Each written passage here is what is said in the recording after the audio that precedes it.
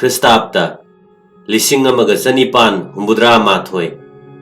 मार्च की तारीख 3 सकाब्दा लिसिंग अमग चात्रेट मरिबुद्रा निथोय फाइरेन नेनमांग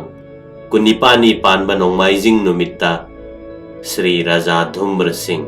बोर सेनापति सनालिक फांग थक्ता ताइबंग मिकप थोखी श्री राजकुमार चौयाइमा क्वाइना माइखुम्बी हैना सुखंगनबा पंथौ मपाबुंगने पलेम अपोक्पी ममा सीजे इबेमगी कोलोइना ललिता मंजूरी कवि हाना नुमित लैम कौरमी दुम्र सिंह कुथीगी मिंगनी पिकलिंगैदा पलेम पंथौना नुंगसीना थोंजब मिंगना सना जाउबा कवि सना चौबियाइमा कुथीगी मिंगना दुम्र सिंह मैदिंगु नरसिंहागी मजाइबुंगो भुवन सना राजकुमार न पोक्प मसूनी राजा धुम्र सिंह न पोक्प मतम मैदिंगु सार चंद्रकीर्ति KCSI गी सना हक्तक्तने चही अदुदा सुक्ते हौरान तौखी मणिपुर लांसिंदुना मोंबी हिरोय यौसिलक्पदा मैदिंगु चंद्रकीर्तिना मैतै लानमी पुदुना सुक्ते माइथीबा पीखी गोकोथांग अमसुंग सुक्ते लानमी लिसिंग अमा फारक्खी गोकोथांग मणिपुर जेल द सीखी कुम अदुमक्तदा लमहेनबा लांगम फंगमदबा अवांग लुसाई सुलान होखी पॉलिटिकल एजेंट मिस्टर क्विंटन ना मैतै लानमी ब्रिटिश सरकार गे लानमी पुदुना लुसाई लालहौब सिंगबु माइथीबा पीखी मणिपुर वांग मलाना तानथोखी धुम्र सिंह ओरफे सना जाउबा दिम्भू सिंह ओरफे सनायाइमा चंद्रहास दिगेंद्र चुरचान ओरफे अमुसना चौबियाइमगी मचाइबुंगो गाक्तने मुक्ता सना तकोन सना मजाइबुंगो सिंगे मरक्ता तोमथिन सातपी मजाइबे मसिंगने लिसिंग अमग चनिपान मरिफु तरुक मे थादा मैदिंगु चंद्रकीर्ति नोंगाखी मजाइबुंगो सुरचंद्रना मैतै सना लेबाक की निंगथौ ओइखे मैदिंगु नरसिंहागी मजाइबुंगो अहल सना बोरा चाउबा या स्कूल लाकबना मैदिंगु सुरचंद्र की मथक्ता लान हौखी क्वाइना ngasi फाउबदा या स्कूल लाकपगी लान हाइना निंगसिंगनरी राजा धुम्र सिंह की मपाबुंग इबुंगो सना चौबियाइमा मपाबुंग या स्कूल लाकपगी थौगल इनखी मैदिंगु सुरचंद्रना हाइजरदुना ब्रिटिश सरकार ना कसार फ्रंटियर सिपाही तेंगोल थारखी खंगहौदना मायोकनरुबना थाजदबदगी सेम साहौददुना या स्कूल लाकप माइथीखी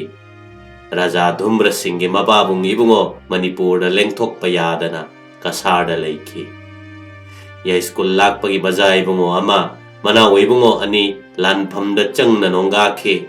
या स्कूल लाकपबु हजारीबाग पुंसी लेनहनखी मजाइबुंगो अतोनबा चाना लूना तौजबा मुसना ममैदा हुएन लांजंग फाबा मैदिंगु सार सुरसान सिंह महाराज KCSI CBE चही अमरोमदंग नौकोन बिरमलगा मपाइबुंगो सना चौबियाइमा पुंसीगी ओइना मजाइबुंगो सिंह ममाइबे मसिंग बिदाइगी मतमदा उनदना पुकनिंग यामना नुंगसीना मैतै सना लैपाकपो काउंगमदना हन्ना हन्ना येंग कसार तमना खोंसानखी मबुलौ इबुंगो रामानंद मोइरांग निंगथौना राजा धुम्र सिंह मनाव इबुंगो सिंह मजन इबेमा ममा सीजे इबेमगा लोइनना हानदगी हेना लूना चाना नाउकोन बिखी मपा इबुंगो सना चौबियाइमा चही खरगी मतुंगदा लालांगदा लाइरै पाक्तानखी लिसिंग अमगा चनिपान मरिबुद्रा माथोय हेक हौबदगी मैतै सना लेबाक तमथीरबा नोंदंबगी अखाबा मित्येंग खादा हैंगमदबा अवाबा खांगना चही चुपना लेनखी निंगतंबगी तांकक लोइसिलक मिखा पोनबगी मतांग यौसिलक तंजा सोइख्रगनी मतागम मैतै मिपुम खुदिंगी उनबी मरान याइदा नोंदंबना चंगबा वखलगी खुरजी पाइखिबा मिकुप ना हुम येंगदुना सोइखिगनी मतागम खु तोइना सेलकपा अदुगुम्बा मतमने मैत्रबाग की पुयादा लैताई वाताई चांग होंगबा wakhal ichialda tathak ari anau sinaba matangni lising amaga chanipan maribudra September tarik kunda masin manau nung sinadaba yengthinabagi luton kanakhibadagi Senapati Tikendrajit orfe Koireng Zubaras ki kangbuna landaraktuna kanglay pung sana mayonda konung chekpal luwang malalakpa amadi nongmaygi sawum phangbada maidingu Surchandra hapta bangla tamna sana khongyan ki political agent ta haijaba aremba ta ki angakpani nongdambagi thawin sin September tarik kunhumdoida manaw ibungo ahum manay masan kaya thawganduna maidingu Surchandra maitay sanalay pak thadokki September thaloirakpada kasar yauki Kulachandra Jobarasna ningthau oire ningthau gadi asi thadoklaga Brindavan da lengani haina political agent ki mafamda sanaya thang taklamba maidingu Surchandrana taning tamang onana Bharat Sarkar da che ama tharure Sedugi marol matungina Senapati Tikendrajit pudandi pinaba Bharat Sarkar ki hukum puduna Assam ki Chief Commissioner Mr. Quinton Golaga Thadoktuna Silsar Maikei Panglaktuna Kristapta lising amaga chanipan maribudra mathoigi Mars ki tarik kunithoida Maitei tampakta thunglakhi Lieutenant Colonel Skinna Gurkha Paltan puduna Chief Commissioner buthilakhi Tikendrajit phanaba hapta banglada mifam phamnaba langba darbarna anirak aremba tarabada tang kunmarida sarkar gi sifaina Tikendrajit ki sangai koiselame maiteiga sarkar gi lanmi ga kapnare sarkar na maithire maitai gi lanmi na hapta banglo da landare numidang pung nipan phawba lepkhide lan leppa yanaba matungina Chief Commissioner Mr. Quinton amadi British officer mari Bengun khongba ama wa ngangna nabagi damak kangla tamna hapta bangla dagi purakhi nongdambagi thawin sinna mahiyan khidre political agent Mr. Grimot Siri kumthabada taana lengduna hatkhe Assam gi Chief Commissioner Mr. Grimot Colonel Skin Mr. Kasins Lieutenant Simpson Chief Commissioner gi Assistant Secretary mangakaktuna hatkhe Kohima Silchar amasung tumu maikai ahumdagi British na Manipur da landarakhi April tang kuntaretta saheb na kunung paiki President St. Johnford Count Michael Commandant Manager A.K. Rizwe Naga Hills ki Deputy Commissioner A.W. Dennis makhoi ahumna commission ama semduna sakhi tara mari gi jaban lauduna British ki mathakta lana hobagi amasung saheb manga hatpagi Imphal da bichar tawki British Samrajya gi Maharani gi mathakta lana hobagi damak phadok thamlaga British officer manga hatpagi damak Senapati Tikendrajit amasung Thangal General bo August tarik 16 da khwai sana kaithena tingkhalakpa matamda ngakta thauri hukna angang bolhanki Maidingu Kulachandrawo manawai bungo amasung manai angam 16 ga loinana punsi chuppa jila kharij tawki Maitrabak amasung maitai jati gi ning tambagi numit takhe nongdambagi ning bathungki mapai bungo sana chaubi yaimana British Sarkar thengnadanaba kasarda nathaiduna leikhibaga Maitrabakta ningthau pandaba maitai angamba mangkhiba British Sarkar gi matauda masu singi nungainaba phanaba khanbana lining oiraba mabudhau ramanandana masui bungo sing ibe masing mama sije ibe magaloina na puduna thangada matam kharadang juk thaiki lising amaga chanipan maribudra mathoi September thada Manipur gi oirakadaba phibam amadi ningthau khanbagi maramda British Sarkarna kupna khananainakhi matang asida mamangi thodok ama puthoknarakhi lising amaga chanipan kunmarida Pemberton na Kyon amasung Scott na lusingduna lanmi tengol ama Sri Hatta laklame kasar lanselakpa matamda awaga kanbalan thengnakhi Scott pu awana koisinduna thamkhi awagi makuttagi Scott pu kanba ngamgadaba maitai macha kana leibage haina British Sarkar na hanglakhi Gambir Singh ꯑꯃꯁꯨꯡ ꯅꯔꯁꯤꯡꯍ ꯃꯆꯤꯟ ꯃꯅꯥꯎ ꯆꯣꯡꯊꯣꯛꯈꯤ ꯃꯆꯤꯟ ꯃꯅꯥꯎ ꯑꯅꯤꯅ ꯑꯆꯣꯏꯕ ꯂꯨꯋꯥꯡꯒ ꯂꯣꯏꯅꯅ ꯇꯤꯂꯥꯏꯟ ꯆꯤꯡꯈꯣꯡꯗ ꯑꯋꯥꯒ ꯑꯀꯟꯕ ꯂꯥꯟ ꯁꯣꯛꯅꯈꯤ ꯃꯤ ꯃꯔꯥꯏ ꯑꯃ ꯍꯦꯟꯅ ꯁꯤꯡꯂꯕ ꯄꯥꯇ꯭ꯔꯁꯤꯡ ꯀꯧꯕ ꯁꯒꯣꯜ ꯇꯣꯡꯗꯨꯅ ꯑꯋꯥ ꯇꯦꯡꯒꯣꯜ ꯃꯔꯛ ꯈꯥꯏꯅ ꯅꯔꯁꯤꯡꯍꯅ ꯊꯧꯖꯤꯜꯂꯛꯈꯤ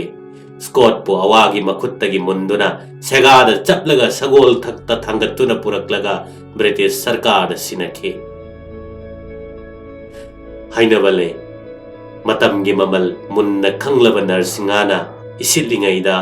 ꯑꯋꯥꯒ ꯂꯥꯟꯊꯦꯡꯅꯕꯒꯤ ꯃꯔꯝꯗ ꯃꯌꯥꯝꯕꯨꯡ ꯏꯕꯨꯡꯉꯣ ꯒꯝꯚꯤꯔ ꯁꯤꯡꯅ ꯃꯅꯥꯏ ꯊꯥꯗꯨꯅ ꯍꯪꯂꯕꯗ ꯂꯥꯏꯕꯛ ꯈꯦꯟ ꯆꯥꯡꯌꯦꯡꯗꯨꯅ ꯍꯥꯏꯔꯛꯈꯤ ꯏꯕꯨꯙꯧ ꯄꯥꯈꯪꯕꯒꯤ ꯑꯁꯦꯡꯕ ꯏꯃꯛꯅ ꯑꯣꯏꯔꯕ ꯑꯋꯥꯕꯨ ꯃꯥꯏꯊꯤꯕ ꯄꯤꯗꯨꯅ ꯏꯃꯥ ꯂꯩꯕꯥꯛ ꯃꯅꯤꯄꯨꯔꯕꯨ ꯌꯦꯛꯅꯕꯒꯤ ꯃꯈꯨꯠꯇꯒꯤ ꯃꯨꯟꯗꯨꯅ ꯀꯟꯕ ꯉꯝꯕ ꯇꯥꯔꯕ ꯌꯥꯝꯕꯨꯡꯅ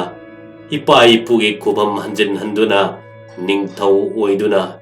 ꯏꯃꯥ ꯂꯩꯄꯥꯛꯄꯨ ꯑꯋꯥꯕ ꯀꯣꯛꯍꯟꯕ ꯉꯝꯕ ꯇꯥꯔꯕ ngasi ꯀꯧꯕ ꯅꯨꯃꯤꯠꯇ ꯂꯦꯡꯉꯣꯟꯗꯅ ꯄꯥꯠꯀꯤ ꯂꯥꯏꯖ ꯀꯪꯍꯟꯕ ꯉꯝꯖꯒꯦ ꯅꯔꯁꯤꯡꯍꯒꯤ ꯅꯤꯡꯖꯕ ꯑꯁꯥ ꯏꯕꯨꯙꯧ ꯄꯥꯈꯪꯕꯅ ꯊꯨꯡꯍꯟꯈꯤ ꯂꯦꯡꯉꯣꯟꯗꯅ ꯄꯥꯠꯀꯤ ꯏꯁꯤꯡ ꯀꯪꯍꯟꯈꯤ ꯄꯥꯠ ꯑꯗꯨ ngasi ꯐꯥꯎꯕꯗ ꯂꯦꯡꯉꯣꯟꯗꯕꯤ ꯄꯥꯠ ꯍꯥꯏꯅ ꯈꯪꯅꯔꯤ 1915 ꯕꯂꯔꯥꯝꯅ ꯆꯩꯊꯥꯕ ꯀꯨꯝꯗ ꯑꯋꯥꯒ ꯂꯥꯟꯊꯦꯡꯅꯒꯦ ꯏꯄꯥ ꯏꯄꯨꯒꯤ ꯈꯨꯕꯝ ꯍꯟꯖꯤꯟꯕ ꯉꯝꯕ꯭ꯔꯥ ꯌꯦꯡꯒꯦ ꯈꯨꯠꯁꯨ ꯈꯨꯠꯂꯥꯏꯒꯤ ꯃꯇꯦꯡ ꯄꯤꯌꯨ ꯍꯥꯏꯗꯨꯅ ꯃꯩꯗꯤꯡꯉꯨ ꯒꯝꯚꯤꯔ ꯁꯤꯡꯅ ꯕ꯭ꯔꯤꯇꯤꯁ ꯁꯔꯀꯥꯔꯗ ꯍꯥꯏꯖꯈꯤ ꯃꯆꯤꯟ ꯃꯅꯥꯎ ꯀꯔꯤ ꯀꯔꯤ ꯍꯥꯏꯅꯔꯤ ꯍꯥꯏꯅ ꯕ꯭ꯔꯤꯇꯤꯁꯅ ꯍꯪꯂꯕꯗ ꯑꯩꯅ ꯅꯤꯡꯊꯧ ꯑꯣꯏꯒꯅꯤ ꯏꯅꯥꯎꯅ ꯖꯨꯕꯔꯥꯖ ꯑꯣꯏꯒꯅꯤ ꯍꯥꯏꯅ ꯃꯩꯗꯤꯡꯉꯨ ꯒꯝꯚꯤꯔ ꯁꯤꯡꯅ ꯈꯨꯝꯈꯤ ꯅꯔꯁꯤꯡꯍꯗ ꯑꯃꯨꯛ ꯀꯔꯤ ꯍꯥꯏꯔꯤ ꯄꯥꯎꯍꯪꯕꯗ ꯆꯨꯝꯃꯤ ꯁꯥꯍꯦꯕ ꯌꯥꯝꯕꯨꯡꯅ ꯅꯤꯡꯊꯧ ꯑꯣꯏꯔꯒ ꯑꯩꯅ ꯃꯅꯥꯎ ꯑꯃ ꯑꯣꯏꯅ ꯌꯥꯝꯕꯨꯡꯒꯤ ꯊꯧꯒꯜ ꯐꯪꯖꯕꯇꯅꯤ ꯑꯩꯅ ꯄꯥꯝꯖꯕꯗꯤ ꯃꯆꯤꯟ ꯃꯅꯥꯎ ꯅꯨꯡꯁꯤꯅꯕ ꯄ꯭ꯔꯦꯝ ꯎꯕꯗ ꯅꯨꯡꯉꯥꯏꯃꯟꯗꯨꯅ ꯈꯨꯠꯀ ꯆꯤꯡꯅꯗꯨꯅ ꯊꯥꯒꯠꯈꯤ ꯑꯃꯁꯨꯡ ꯃꯈꯥ ꯇꯥꯅ ꯍꯥꯏꯈꯤ ꯅꯌꯥꯝꯕꯨꯡꯒꯤ ꯙꯔꯥꯅ ꯈꯝꯂꯕꯗ ꯅꯔ ꯅꯪꯒꯤ ꯙꯔꯥꯅ ꯃꯇꯨꯡꯗ ꯁꯣꯏꯗꯅ ꯅꯤꯡꯊꯧ ꯑꯣꯏꯒꯅꯤ ꯁꯥꯃꯨ ꯃꯌꯥꯅ ꯊꯤꯟꯗꯣꯔꯛꯂꯕꯗ ꯃꯪꯒꯦ ꯊꯦꯡꯒꯨ ꯃꯌꯥꯏ ꯆꯝꯃꯤ ꯅꯔꯁꯤꯡꯍꯒꯤ ꯄꯨꯛꯆꯦꯜ ꯐꯖꯕ ꯊꯃꯣꯏ ꯁꯦꯡꯕ ꯑꯐꯕ ꯔꯦꯀꯣꯔꯗ ꯃꯇꯝ ꯆꯥꯅ ꯅꯤꯡꯁꯤꯡꯂꯛꯈꯤ ꯃꯩꯗꯤꯡꯉꯨ ꯂꯩꯔꯦꯟ ꯅꯣꯡꯂꯦꯟ ꯁꯦꯟꯗ꯭ꯔꯦꯡ ꯃꯅꯤꯛ ꯈꯣꯝꯕ ꯅꯔꯁꯤꯡꯍꯒꯤ ꯙꯔꯥ ꯕ꯭ꯔꯤꯇꯤꯁ ꯁꯔꯀꯥꯔꯅ ꯊꯤꯔꯛꯈꯤ ꯃꯩꯗꯤꯡꯉꯨ ꯅꯔꯁꯤꯡꯍꯒꯤ ꯃꯖꯥ ꯏꯕꯨꯡꯉꯣ ꯈ꯭ꯋꯥꯏꯔꯥꯛꯄ ꯄꯨꯁꯀꯥꯔ ꯃꯟꯇ꯭ꯔꯤꯕꯨ ꯅꯤꯡꯊꯧ ꯑꯣꯏꯌꯨ ꯍꯥꯏꯈꯤ ꯈꯣꯏꯌꯣꯏꯔꯣꯟ ꯍꯧꯕꯝ ꯆꯅꯨ ꯂꯥꯏꯔꯣꯏꯕꯤ ꯃꯍꯥꯔꯥꯅꯤꯅ ꯄꯣꯛꯄ ꯃꯩꯗꯤꯡꯉꯨ ꯅꯔꯁꯤꯡꯍꯒꯤ ꯃꯖꯥ ꯏꯕꯨꯡꯉꯣ ꯚꯨꯕꯣꯟ ꯁꯤꯡ ꯖꯨꯕꯔꯥꯖꯀꯤ ꯃꯁꯨ ꯏꯕꯨꯡꯉꯣꯁꯤꯡ ꯂꯩꯔꯤ ꯑꯃꯕꯨ ꯅꯤꯡꯊꯧ ꯑꯣꯏꯍꯟꯕꯤꯌꯨ ꯃꯈꯣꯏꯅ ꯑꯣꯏꯅꯐꯝ ꯊꯣꯛꯏ ꯍꯥꯏꯅ ꯄꯨꯁꯀꯔ ꯃꯟꯇ꯭ꯔꯤꯅ ꯍꯥꯏꯔꯕꯗ ꯀꯔꯅꯦꯜ ꯃꯦꯛꯁꯋꯦꯜꯅꯆꯤꯡꯕ ꯁꯥꯍꯦꯕꯁꯤꯡꯅ ꯅꯔꯁꯤꯡꯍꯒꯤ ꯏ ꯑꯁꯦꯡꯕꯅꯤ ꯍꯥꯏꯅ ꯄꯨꯁꯀꯔ ꯃꯟꯇ꯭ꯔꯤꯕꯨ ꯊꯥꯒꯠꯅꯈꯤ ꯈ꯭ꯔꯤꯁꯇꯥब्ꯗ 1962 ꯁꯦꯞꯇꯦꯝꯕꯔ ꯊꯌꯥꯏꯗ ꯅꯣꯡꯃ ꯃꯕꯨꯙꯧ ꯔꯃꯥꯅꯟꯗꯒꯤ ꯏꯪꯈꯣꯜ ꯅꯨꯡꯗ ꯃꯅꯨꯡ ꯑꯆꯧꯕꯒꯤ ꯀꯣꯝ ꯕ꯭ꯔꯪ ꯕ꯭ꯔꯪ ꯂꯥꯎꯅ ꯄꯥꯈꯪꯕꯒꯤ ꯑꯀꯤꯕ ꯐꯪꯂꯕ ꯁꯕꯗ ꯌꯥꯑꯣꯟ ꯈꯣꯟ ꯇꯥꯈꯤ ꯅꯣꯡꯉꯥꯜꯂꯒ ꯑꯌꯨꯛꯇ ꯁꯨꯃꯥꯡꯒꯤ ꯑꯋꯥꯡ ꯆꯤꯡꯈꯩ ꯄꯥꯡꯕꯗ ꯃꯕꯨꯙꯧ ꯄꯥꯈꯪꯕ ꯄꯪꯆꯥꯎ ꯆꯥꯎꯗꯅ ꯌꯥꯊꯣꯛꯈꯤ ꯆꯦꯡ ꯂꯩ ꯄꯨꯊꯣꯛꯇꯨꯅ ꯃꯕꯨꯙꯧꯕꯨ ꯈꯨꯔꯨꯝꯗꯨꯅ ꯊꯧꯅꯤꯈꯤ ꯃꯕꯨꯙꯧ ꯔꯃꯥꯅꯟꯗꯅ ꯃꯁꯨꯁꯤꯡ ꯀꯧꯊꯣꯛꯇꯨꯅ ꯂꯦꯡꯗꯅ ꯌꯥꯊꯣꯛꯂꯤꯕ ꯃꯕꯨꯙꯧ ꯄꯥꯈꯪꯕꯕꯨ ꯈꯨꯔꯨꯝꯍꯟꯈꯤ ꯃꯇꯨꯡ ꯃꯔꯤꯅꯤ ꯁꯨꯕꯒꯤ ꯑꯌꯨꯛꯇ ꯄꯣꯂꯤꯇꯤꯀꯦꯜ ꯑꯦꯖꯦꯟꯠ ꯀꯔꯅꯦꯜ ꯃꯦꯛꯁꯋꯦꯜ ꯄꯨꯁꯀꯥꯔ ꯃꯟꯇ꯭ꯔꯤ ꯃꯩꯇꯩ ꯑꯉꯝꯕ ꯈꯔꯒ ꯃꯕꯨꯙꯧ ꯔꯃꯥꯟꯗꯒꯤꯗ ꯂꯥꯛꯈꯤ ꯃꯥꯡꯒꯣꯜ ꯐꯝꯅꯐꯝꯗ ꯇꯥꯡꯕꯜ ꯑꯃ ꯊꯥꯍꯟꯈꯤ ꯃꯪꯁꯣꯛꯇ ꯐꯔꯪꯖꯤ ꯐꯤꯕꯨꯝ ꯑꯃ ꯊꯥꯍꯟꯈꯤ ꯃꯇꯝ ꯑꯁꯤꯗ ꯔꯥꯖꯥ ꯙꯨꯝꯕ꯭ꯔ ꯁꯤꯡ ꯃꯁꯥꯒꯤ ꯆꯍꯤ 10 ꯃꯉꯥꯏꯔꯤ ꯃꯕꯨꯙꯧꯅ ꯃꯁꯨ ꯏꯕꯨꯡꯉꯣꯁꯤꯡꯕꯨ ꯀꯧꯊꯣꯛꯇꯨꯅ ꯁꯛꯈꯪ ꯃꯥꯏꯈꯪꯅꯍꯟꯈꯤ ꯄꯣꯂꯤꯇꯤꯀꯦꯜ ꯑꯦꯖꯦꯟꯠꯅꯆꯤꯡꯕ ꯂꯥꯛꯄꯒꯤ ꯃꯔꯝꯗꯤ ꯀꯅꯥꯕꯨ ꯅꯤꯡꯊꯧ ꯍꯥꯞꯀꯗꯒꯦ ꯌꯦꯡꯕ ꯑꯃꯗꯤ ꯈꯟꯅꯕ ꯂꯥꯛꯄꯅꯤ ꯄꯥꯎꯗꯝꯈꯤ ꯑꯉꯥꯡ ꯑꯣꯏꯔꯤꯕ ꯆꯨꯔꯆꯥꯟꯁꯤꯡꯕꯨ ꯁꯦꯝꯅꯤꯡꯕ ꯃꯑꯣꯡꯗ ꯁꯦꯝꯕ ꯌꯥꯒꯗꯕꯅ ꯄꯣꯂꯤꯇꯤꯀꯦꯜ ꯑꯦꯖꯦꯟꯠꯅ ꯌꯥꯝꯅ ꯄꯥꯝꯅ ꯃꯥꯇꯕꯨ ꯈꯟꯈꯤ ꯃꯔꯝꯗꯤ ꯍꯥꯏꯗꯣꯛꯂꯝꯗꯦ ꯃꯇꯝꯅ ꯐꯠꯇꯕꯅ ꯑꯁꯨꯝꯅ ꯍꯥꯏꯅꯩ Sahi taruk rom tangai riba chursan sing hek lengthorak paga kanana su tak pa haiba tawdana tangban mathakta lengkhat ki ataina farangji thakta lengsin ki piena harauna momon noktuna aubadana phagi manba mapuk nungdana chanaba oina sanman utki haine Colonel Maxwell na chingba pumnamak pukning harauna amasung nungai na hanaki Lising amaga sanipan maribudra mathoi September tarik tarani panda sahi taruk tha manga tangai riba chorsan singbo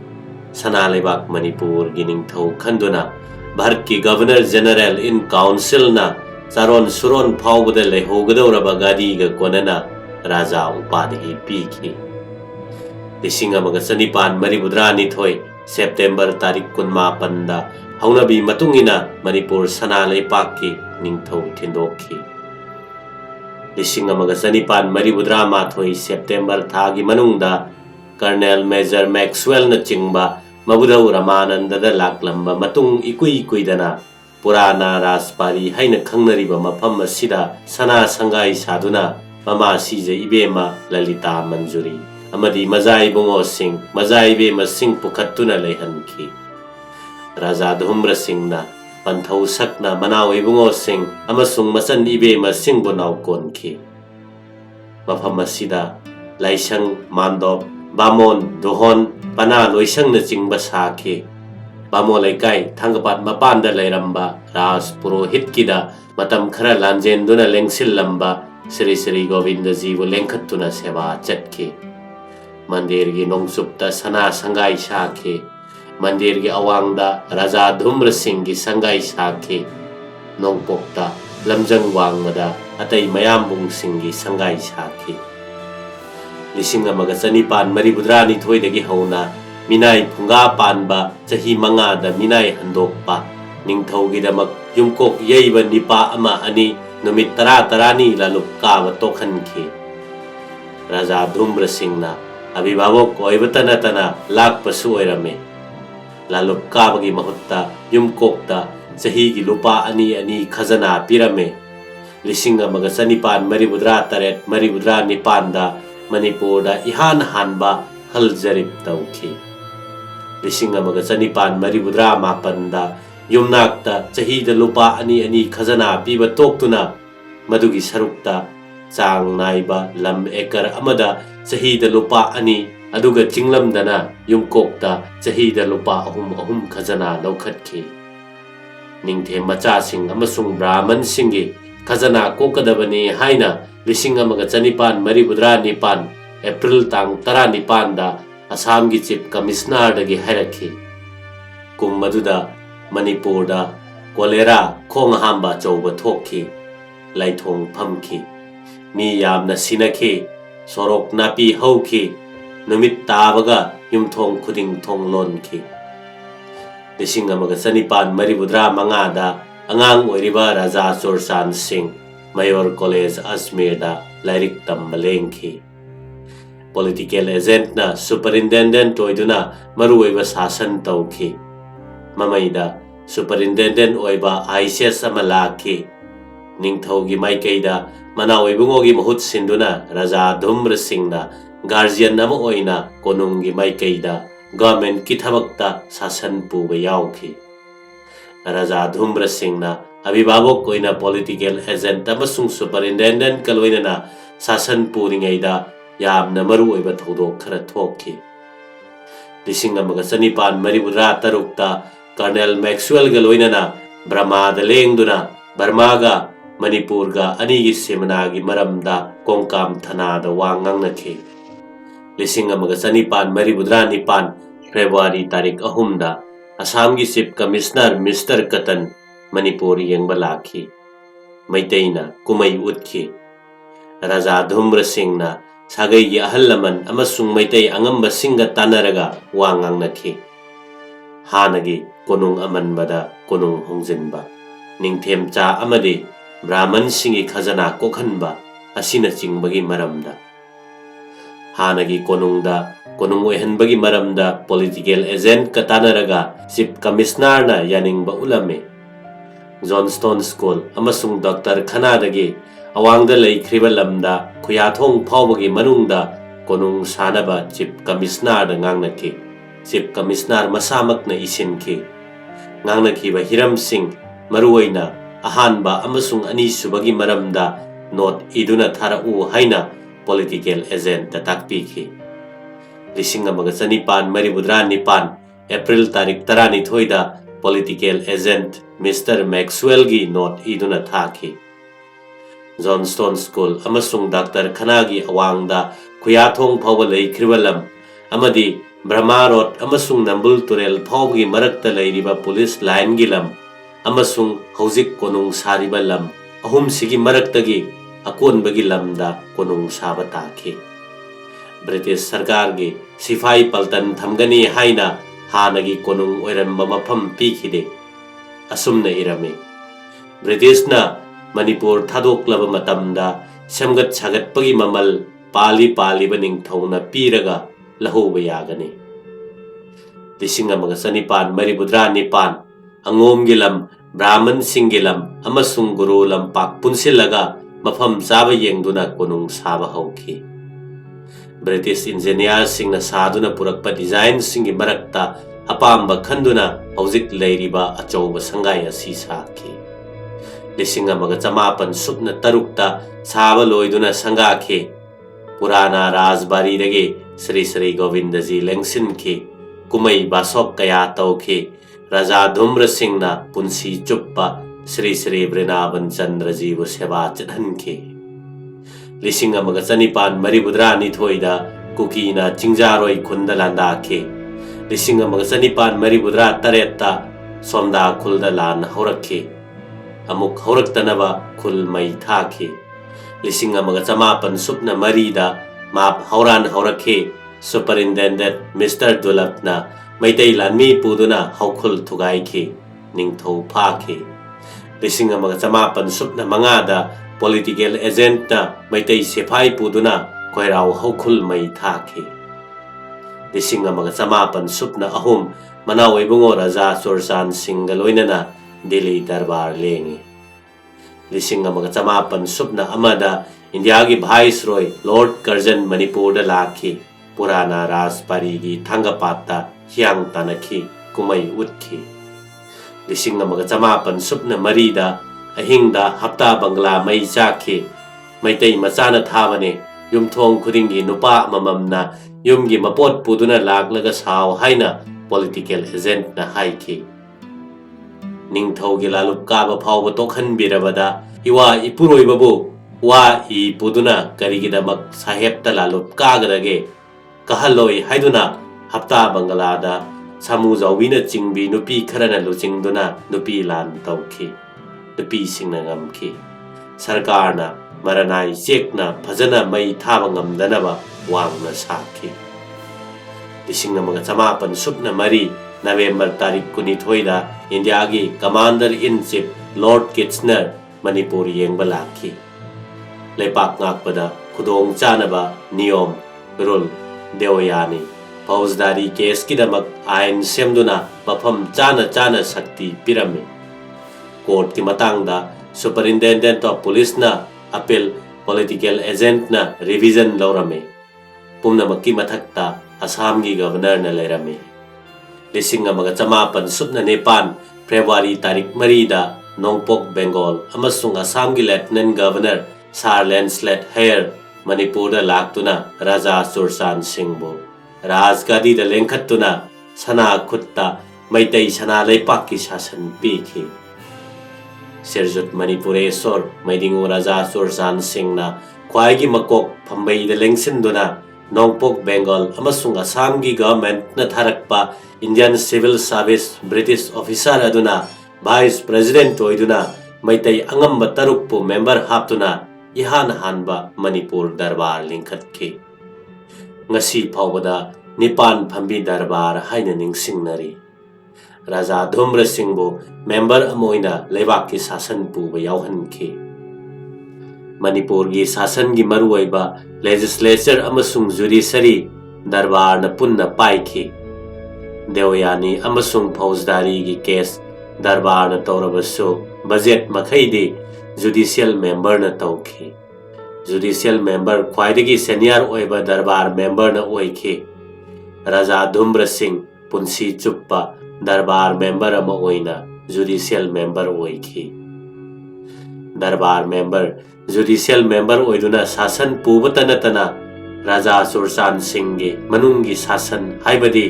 custom धर्म अमसुंग मैतै समाज की चनरोल की शासन दा